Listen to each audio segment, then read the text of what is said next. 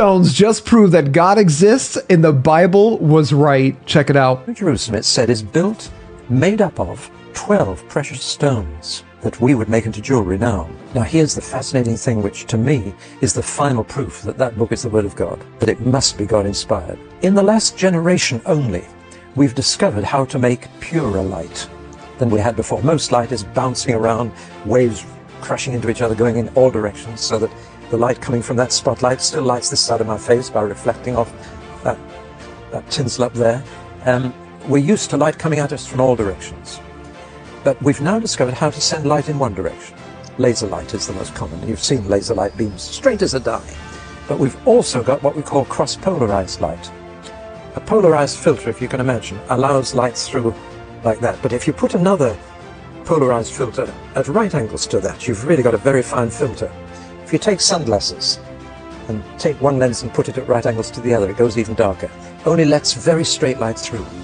Now, people have taken jewels and precious stones and cut a very thin slice for microscopic purposes, and then shone cross-polarized light through them to see what happens. To put it very crudely, what happens to these precious stones in pure light? And one of two entirely different things happens with every jewel. The technical term, to give you a bit of science for a moment, is anisotropic jewels and isotropic jewels. Now what happens is this. Some jewels, in pure light, whatever their color to begin with, they may be red, blue or green, turn into all the colors of the rainbow and the most fantastic patterns. Other precious stones, in pure light, lose all their color, just go black. And it's only in this generation that people have discovered this unusual property. For example, diamonds, in pure light, are nothing. Did you get that, ladies? They're not even... that. Diamonds, nothing. They won't be there. No, so make the most of them here.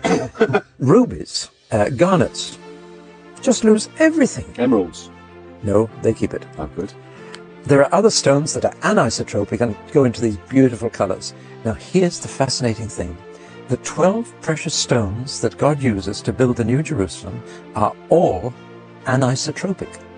In pure light, they are all far more beautiful. And God doesn't touch the diamonds or the rubies. He doesn't build with them.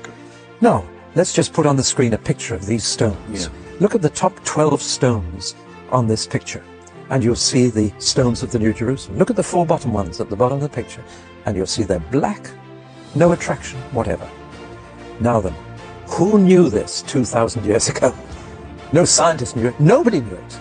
John the Apostle, writing down the book of Revelation as the Lord dictated it to him, he didn't know. Nobody knew except one person in the entire universe, and he knew, and that was God himself. Where is that written exactly?